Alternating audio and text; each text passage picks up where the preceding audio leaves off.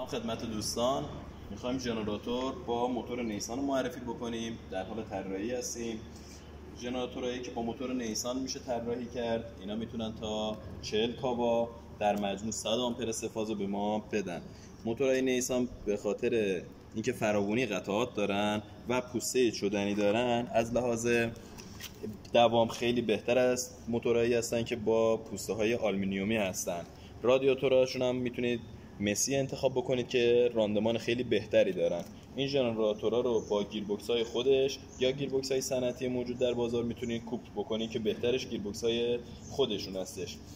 و از نسبت به موتورهای وارداتی که توی این رنج هستن، موتورهای نیسان خیلی دوام بهتری دارن، قطعات ارزونتری دارن و تعمیرکارهای فراوانی، تا اینکه برید یه موتورهای چینی بخرید که مشکل قطعات داشته باشید و مشکل تامین لوازم و مکانیکشون.